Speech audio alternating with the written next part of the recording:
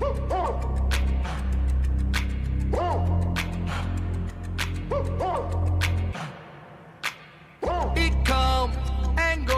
everyone. Welcome to Feels Out Loud, brought to you by Becoming Together Therapy and Wellness. This is your host, Becky McNatton. Along with host Tara Martini, we're glad to have you listening as we live and share stories of mental health. Hello, my dear. Hello. So today, I'm very excited about this. We are exploring a unique topic, and one that I am so excited to get into because part of this word I've heard so much from youth and on social media and all these things. But I wanted to get into like the actual name and topic. But first, I want your thoughts on the following statement. Okay.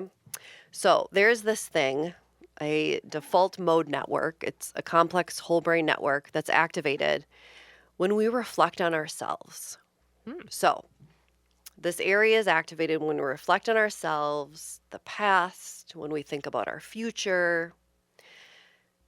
It surprisingly is also activated, that same thing, when we focus our attention on a visual piece that we find aesthetically pleasing. Interesting. Activates the parts of the brain, same parts of the brain. Okay. So this interaction contributes to the profound feeling that art or visual pieces arouses. Okay. So for people who sit here and go, wait, that is why when I look at a piece of art or I look at a piece of nature or I look at a certain architectural detail. Sure. This is your why. How do you feel about that? What are your thoughts? Well, it makes sense to me, and also I've never had it told to me before that those are connected. Oh. So I'm learning something as we're talking here. Well, there you go. But it totally makes sense to me. Absolutely. Yep. It is, like you said, it is something that I'm very aware of, and I think you are too, because you are a very big feeler and you do have a strong response to certain things like nature. Yeah. So I understand the concept. Yeah. For sure. But I never understood, well, why is that? Yeah. So today's topic is neuroaesthetics. And boy, do we hear aesthetics. Yes. From the young adult group, that's so aesthetic. It's aesthetic. And I always say, no, it's aesthetically pleasing, right? So according to the Penn Center for Neuroaesthetics, which is literally a thing, it is defined as a subdiscipline of cognitive neuroscience concerned with the neural basis of aesthetic experiences, which involve interactions with entities or events that evoke intense feelings, often of pleasure. So that's why we most commonly hear it's aesthetically pleasing. Got it. Okay? Because we see something visually, we have this connection, now we know why, right? And it's pleasing to us. Because now we know it has a connection to that part of our brain where at the same time we're reflecting ourselves on the past and the future. So it's a very personal thing to us. It's the same area that's activated. So the aim of neuroaesthetics is to understand our systems that underlie aesthetic experiences and choices. Got it. So their aim is, okay, well, how is it then that Becky then makes certain choices about her space she creates? Which is so cool to me because we're going to look into the many reasons on what is it and all about indoor environments. Yeah, everything neuroaesthetics. And if you've never heard the term before, all things. We're learning about it today. Such an interesting topic. We're going to take a short commercial break, but stay tuned as we talk through the connection between neuroaesthetics and wellness. Yes. Thank you for listening to Feels Out Loud. We will be back in just a moment. Got to do now. Welcome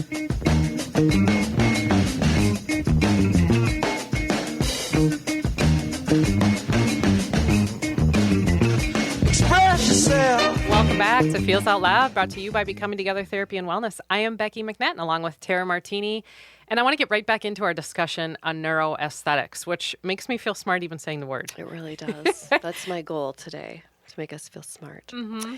So we learned what neuroaesthetics is.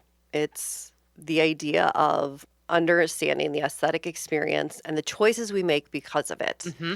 In that there is something in our brain that also we're making different choices.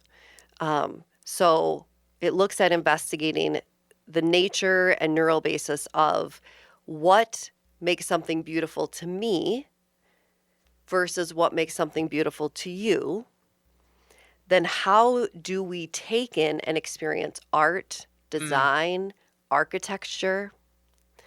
And it's a fascinating thing because a lot of the data comes from research using computers and tools like brain imaging, so EEG, MRI. So this isn't just something where they're surveying people saying, which building do you find attractive? Which type of lighting? I mean, this is all scientific and looking at brain activity, which then looking at, okay, then they take all of this and it's how can we measure these experiences scientifically? And then how can we leverage the impact of the arts to improve your health and well-being? Yeah, which makes so much sense that they're related. Yes. And I have believed that Yes. that how we live, I feel like I heard this a really long time ago. How we live is how we feel. Yes. And what we live amidst is often contributing to our mood and outlook and perspective. And that we could use neuroaesthetics to improve our health and well-being. Absolutely. Which would be a beautiful way to, it's a tool. Mm-hmm. It's a tool. A huge tool.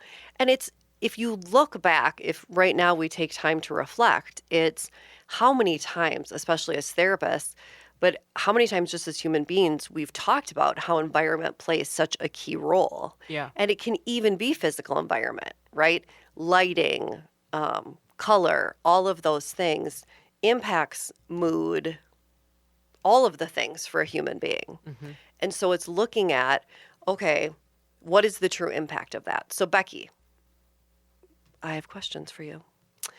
What type of indoor, or as I just shared with Becky off air, a phrase that's new, the built environment. Yeah. The built environment built by man. So what types of built environments do you find pleasing? What features do you find pleasing in a built environment? Well, gosh, I honestly probably am thinking about this in this second. So Yes, it's not necessarily I'm putting you on the spot, girl. you are putting me on the spot. So think of you're inside a building. Yeah, I would say probably things that have more curvature to them. Okay. The building that our office is actually located in is a curved building. Yeah. And part of what I loved about it, before I even walked in, I commented to the person who I was doing the walkthrough with, oh gosh, that's a curved building. I already love it. And I didn't know that was neuroaesthetics. Yes. So I think I'd say rather than like kind of sharp lines or I like things that seem flowy and open. Okay. What about colors for you? Well, the first word that I think of is calming, but that doesn't necessarily mean that it's like all blue or gray. Okay. I actually enjoy going into colorful spaces that don't feel like a circus, where there's something bright. Some of my favorite pictures, as many people in my world know, are sunflowers and kind of natural scape. But so I do like bright colors, and that is also calming. It feels peaceful to me. Yep. Okay, now let's look at the opposite. What, you don't need to name a specific place because we're not going to call out anybody here. Now I want to know what type of indoor environment does the opposite for you, where you're like, ugh, this place is cold, it's uninviting. What features are not pleasing to you? Well, definitely sterility. And Yes. so small. I feel very closed in Okay. there. When it's all white, Okay. or all one color, very kind Okay. of the uniformness, or like drab. I've been in some environments that the word that keeps coming to mind is sterile, but it feels very unwelcoming. Okay. And Like that is cold? like sometimes really dark colors. Okay. Sometimes that's, as I said, sharp lines, Mm-hmm. and very closed off spaces, very Okay. segmented spaces. Okay. It's interesting because I want to call out Becky in like the best way possible. Is one of the things that more clients have commented on is that Becky has created the most magical space in her practice.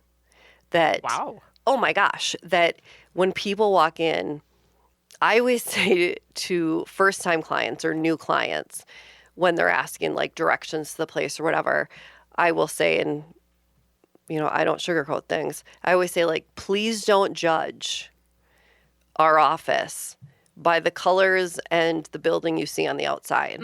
Please just wait until you get into the suite, because everything's like drab khakis and creams. And then you open the door to Becky's practice, and it is just this colorful unicorns and ponies and glitter. There might actually be unicorns. I do love a unicorn. I mean, it is. You have created this magical space that is colorful and welcoming. And I have had clients say, particularly when I worked for intake, they say, this doesn't look like any therapy office I've ever been in. Because they're used to it looking like everything you just said. The cold, sterile, monotone, look where it just feels blah. And that is not what you want, right? For people in a therapy office. Well, and to think that when you're talking about neuroaesthetics, that actually not only could it feel welcoming, that could improve people's mood. Worse, Yes. the science of neuroaesthetics says that does have an impact on us neurologically. That if a space flows with how we receive kind of pleasure or positive experience, positive feelings, Yep. we can help that just by the space. For sure. And how powerful that is. Yeah. And that's the key to neuroaesthetics is if every business, company, creators, architects had that in mind as they are creating, the impact on mental wellness would be so significant before those people went into business with someone or went into a therapeutic session or did business with someone or had an important business meeting or conversation. Think of the impact that would have. Huge. And so let's look at, okay, I've brought up the phrase built environment, and let's now look at the connection to wellness. Oddly enough, which this does surprise me, but also is like disheartening for those of us who love the outdoors. Most people in the developed world spend more than 90% of their time in built environments, which is I like, believe that. ugh. Let's look at how those environments affect our sense of well-being. In that, you are so right. What you just said is, while that can promote us flourishing, but it can also do the opposite, right? If we're in this sterile environment that's just very cold. So another term that may be new is biophilic design. Now, this is something I can speak for Becky. I know you're going to love because you are like me and we love nature. Yes. Nature calms us. Nature grounds us. It's where we feel at peace. Truly. And I can speak for a lot of listeners. They feel the same way. There's so many people out there that feel that way. So, given humans' preference for nature and its benefits, because we're not the only ones, I guess, biophilic design aims to bring a natural aesthetic into the built environment. So it's going off of just human nature of we are drawn to the outdoors. So we are going to bring the outdoors in to the built environment. Where we spend 90% of our time. Makes total Correct. sense. Yes. One thing, and there's quite a few of us that do this at work. We bring in plants, water features, small trees, pictures of the outdoors Yes. to spaces. We kind of have that everywhere throughout the office. They don't have to be real plants, but they certainly can be. I have a wall of plants cascading down. Also, the windows themselves just look out into nature. But you don't have to have windows, right? There are a lot of offices, schools, different environments that don't have any windows. Yep. So how can you bring the natural element into that? Well, one of the things you can do is obviously the plants, but you can add natural materials such as wood, and that's going to influence your mood, Wow. which is crazy to think about, right? Where, so what if you don't have a window? There were many classrooms at my old school that did not have windows, which is mind-blowing to me. Well, create a wall of, wood planks. Bring some plants in, even if they're artificial. But it creates that, and it does change the mood. What I found fascinating is that if there's variations of the wood material, it produces psychological changes. So also, just paying attention to detail, which I think architects have to know all this and think about the details and the time and the energy they put into all of this.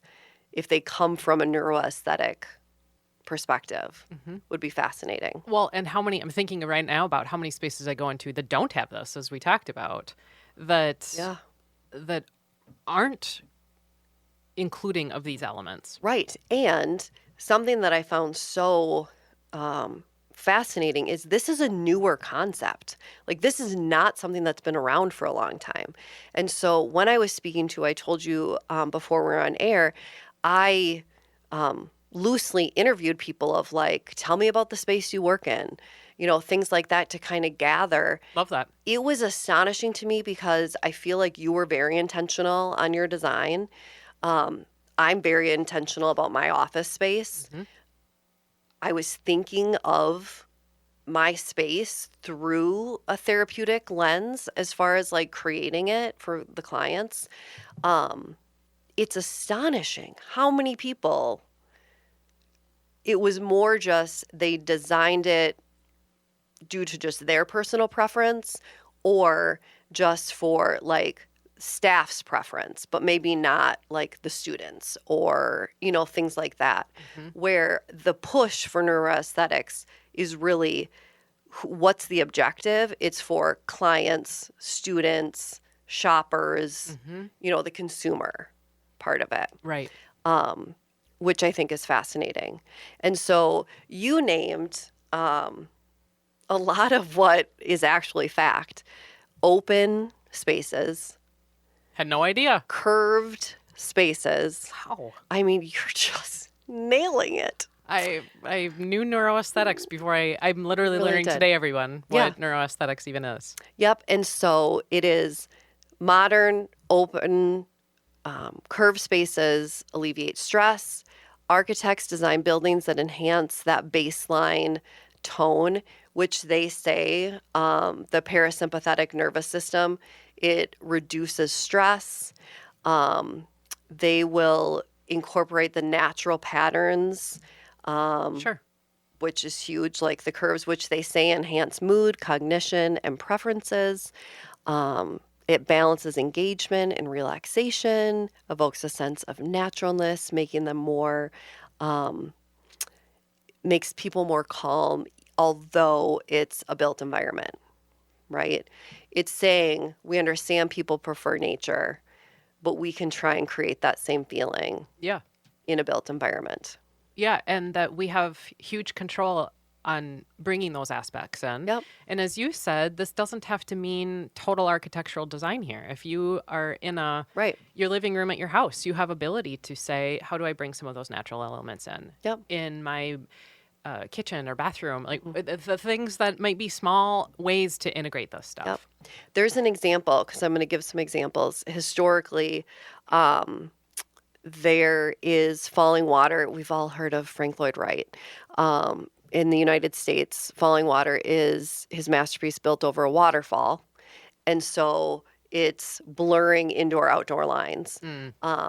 If anyone has been to Arizona, when you are in the Phoenix, Scottsdale area, there is this condo building. And I know they just built a second one.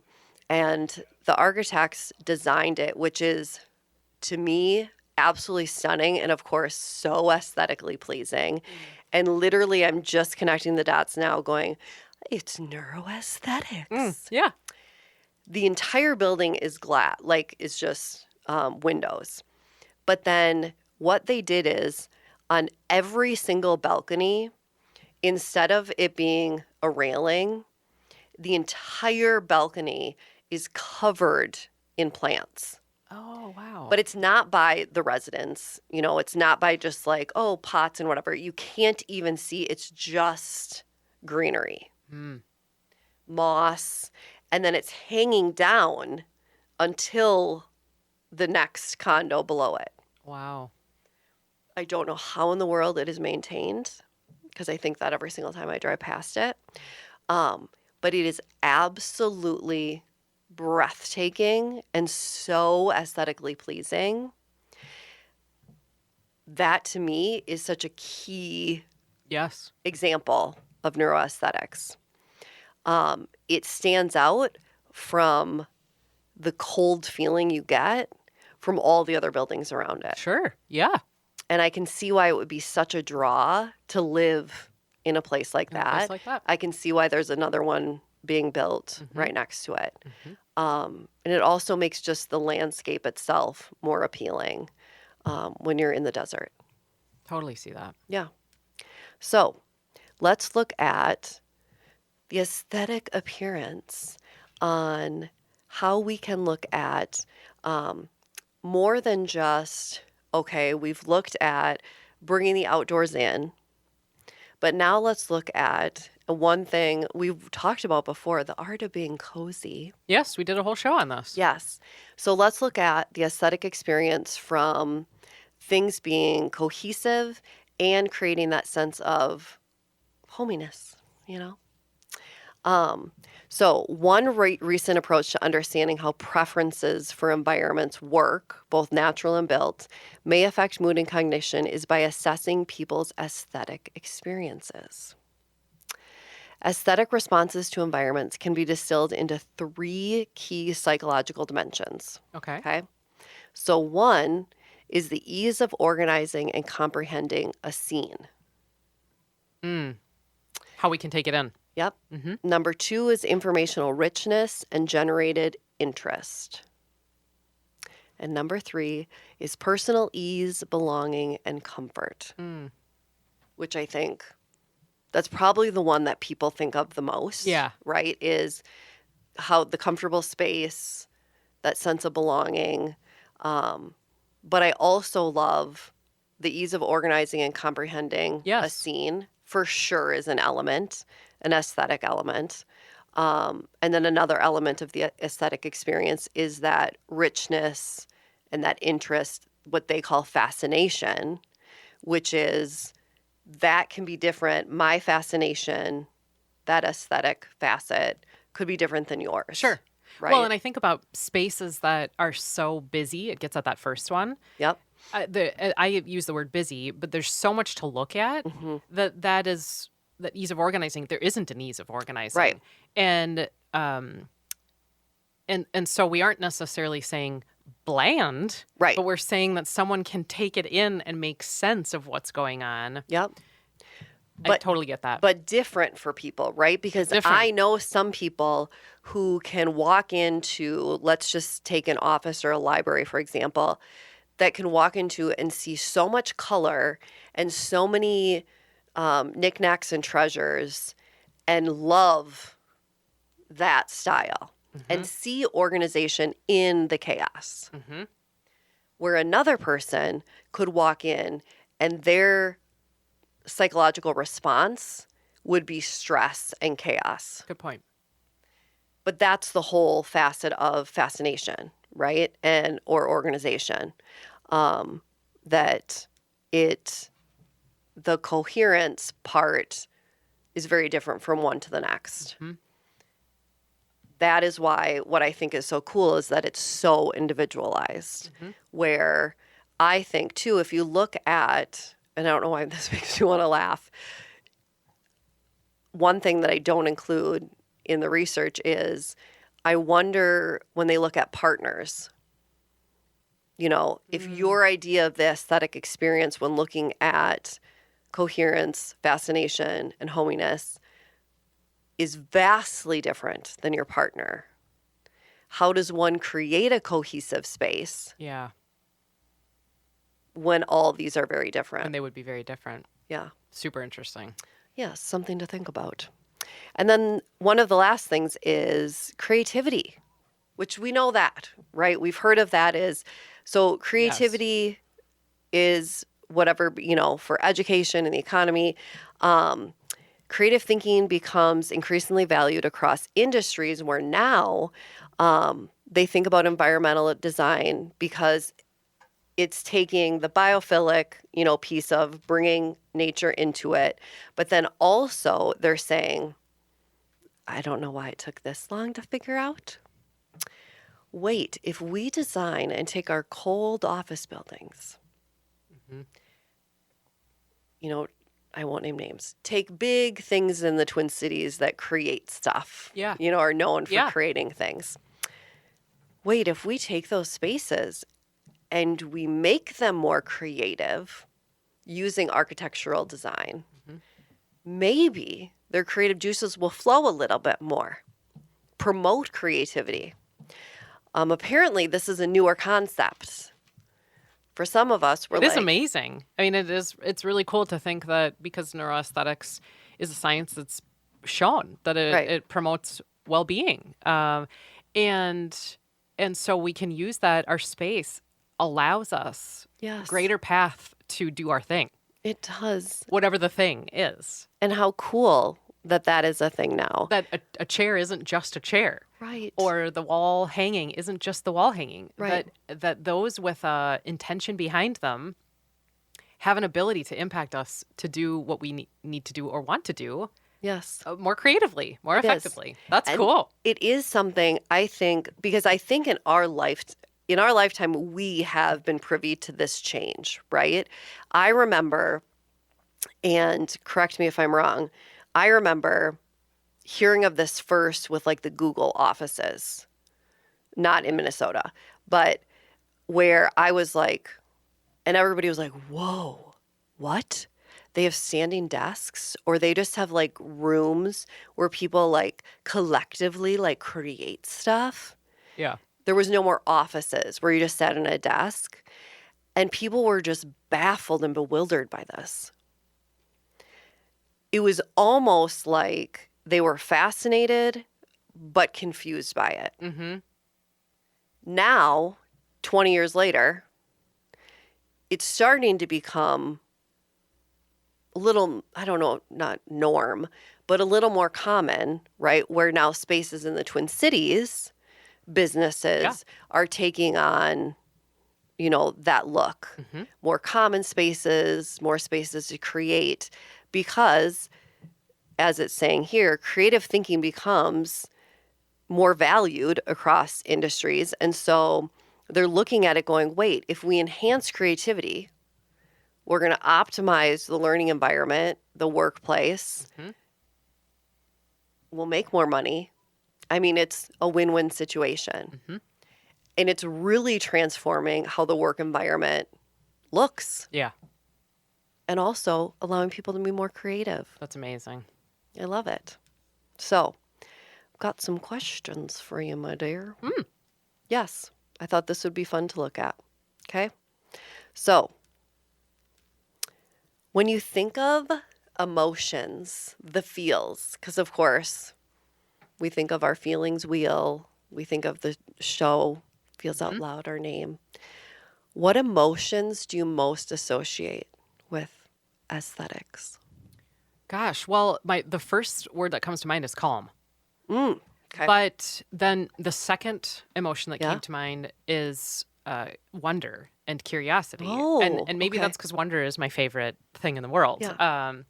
But when I think about aesthetics, I think about like a settledness, Okay. but also Mm. an energizing. Okay. So it's both of those things at the exact same time. Okay.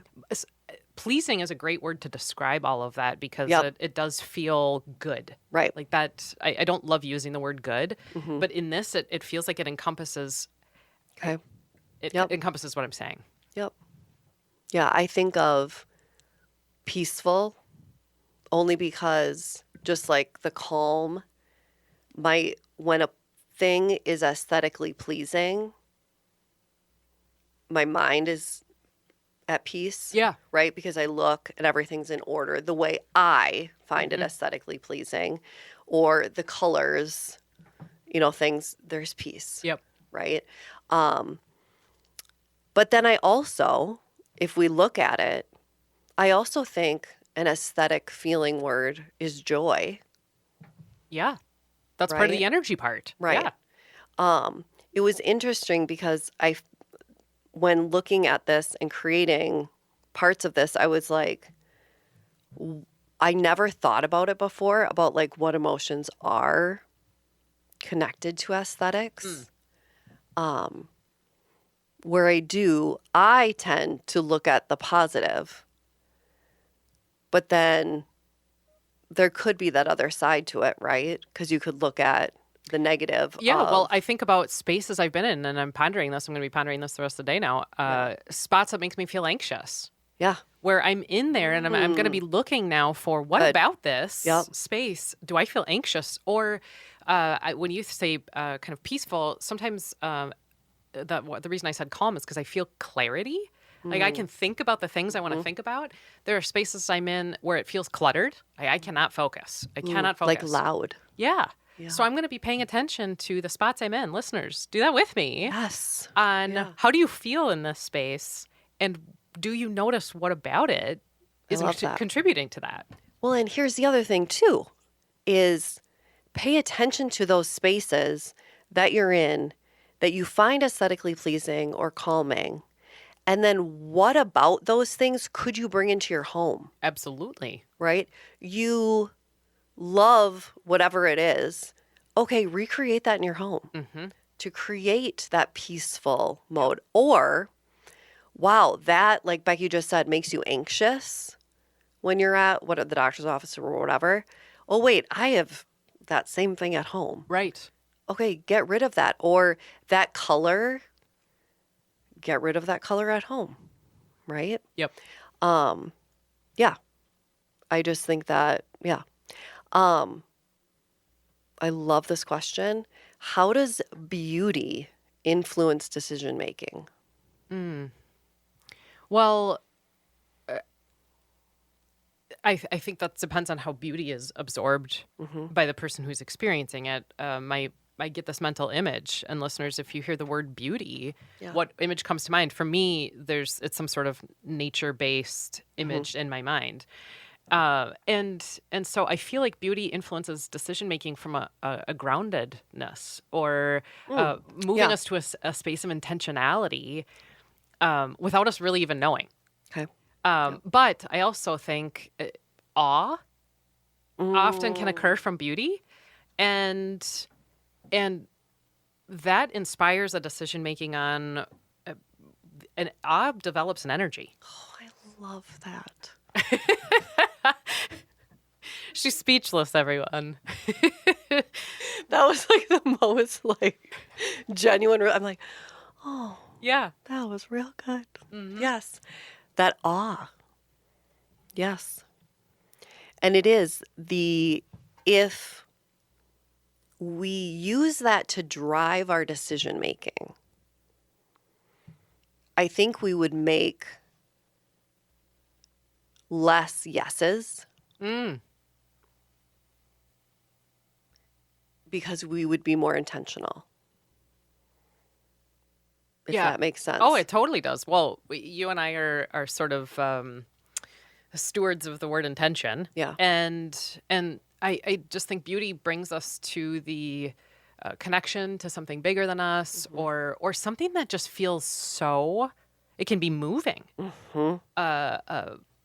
When we're part of something that's beautiful, and one driving us to want more of that.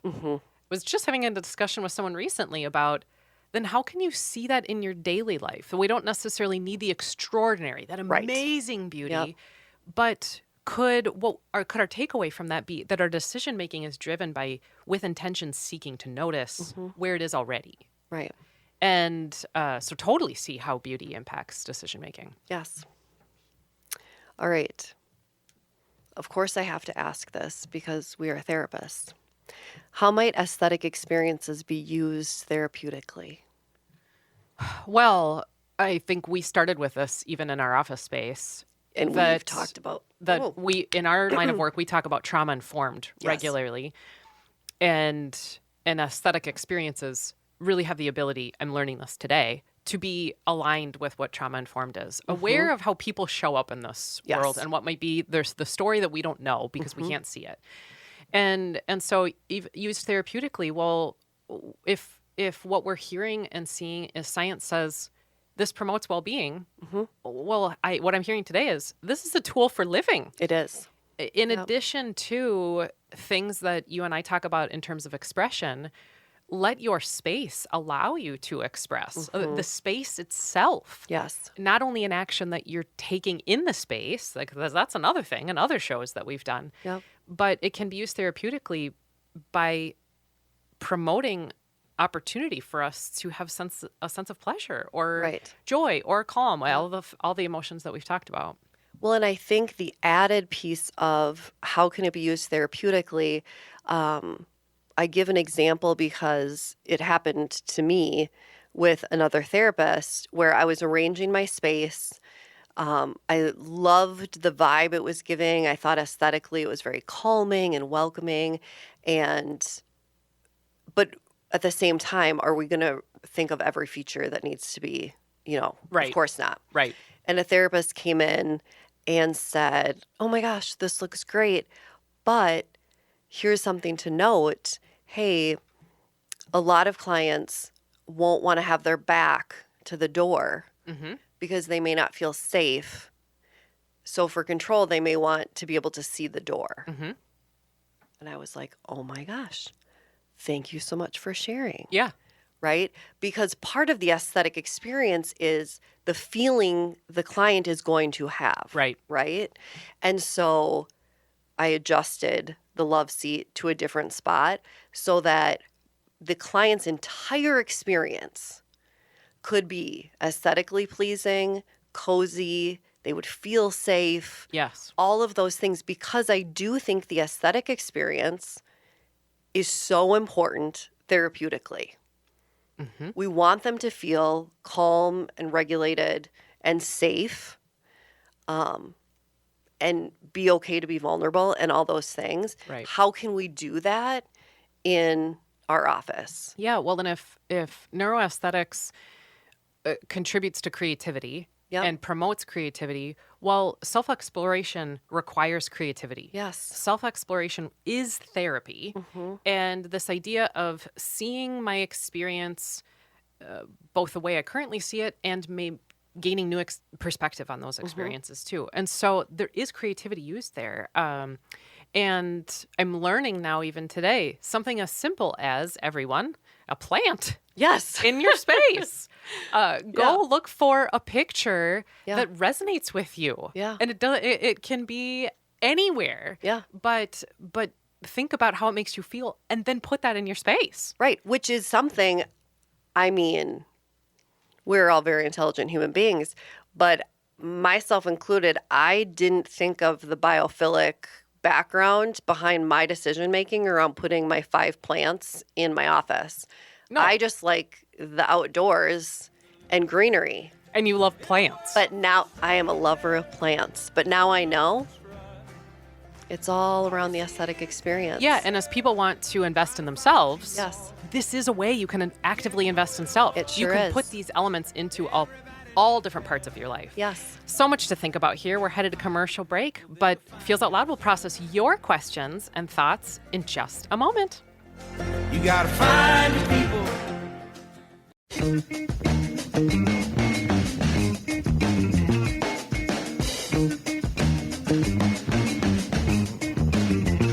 Express yourself. We are back again with Feels Out Loud, and this part of the show is where we talk through questions from you all, our listeners. If you have a question related to mental wellness, sharing feelings, or any of our topics for each week that you would like us to process through, please visit our website at becomingtogethermn.com and find the Feels Out Loud page to submit a question directly. You can also email us at contact@becomingtogethermn.com. We want you to follow us on social media as well and hear from you about what you're wondering about. A giant thank you to our listeners who have sent in questions about neuroaesthetics. I selected one question because I felt like it embodied everybody else's, and it was a perfect segue from what we just finished talking about. Yeah. How can I implement any of these ideas in an office space that already exists? Which is such a good question. Followed up by, and how do I do this and approach this topic without offending my boss? Yeah. Because you do have to be sensitive to that topic of, this is a space that already exists. So how much change can you really bring into it? As we talked about before, the curvature of things, certain things you can't adjust, but there are so many things you can do with your existing space. And it can be as simple as going to your boss and saying, hey, there's some simple changes I'd love to make that could make the space more cohesive or more appealing for, if it's clients, patients, whoever, the target audience is that you're working with. What are your thoughts? Just broaching it first, I think, is a good idea. A lot of the times, your office space is your space, so you can do whatever you want with it. But let's look at small things you can do. So one of the things we talked about was the plants, bringing in that biophilic piece. So bring in plants. If you're concerned about allergies and things like that, then they don't have to be real. It's just that idea of bringing the outside in. Yep. Becky also mentioned it a few seconds ago about bringing in pictures. It can be pictures of the outdoors. Yep. It doesn't have to be plants. And you also don't have to spend a lot of money, because we all know that I love myself some thrifting. And so you can go to Goodwill, you can go to secondhand shops and find pictures if you're on a budget. You can also just have photographs you've taken of nature. Yep. And blow those up and frame them. And so those are easy ways for the biophilic piece. As far as the mood and things like that, that's where color comes in. You may not be able to paint the walls. That may not be the realistic solution. So then how can you bring that in? Well, textures and different things like pillows, throws, a rug, all of that, although you may not be able to change the walls, you can change a lot with color and pops of color throughout. And thinking of what we just said as far as things that can impact mood, like bright colors, calming colors. Yeah. Well, I was just thinking about if you're in a cubicle, Yeah. you don't got a lot of ability you don't even maybe have walls. Right.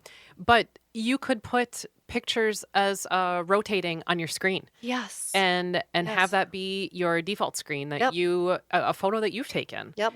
Or something that you search online and rings for you. You could get a pillow that you put on your chair that you Yes. sit Yep. at, or a small little blanket that you put over the back of your chair. Yes. Things that for you would feel and bring up these neuroaesthetics, calming, grounded, things like that. Yep. That it can be a tiny thing you put on the desk that you have. And ask the people if you share the space with. Yep. Or something that you bring with you every single day Yep. to put back on the desk. Yes. And there are so many things nowadays, because aesthetics and aesthetically pleasing environments have become so popular. You can get removable wallpaper. You can get all these things that you could add even to cubicles. So Thank you for listening this morning, everyone. Join us next week as we talk through more mental health focused topics, but in the week ahead. Be kind to yourself. Remember that connection fosters wellness, and your voice is one that the world around you needs to hear. Share yourselves, friends. Some don't, some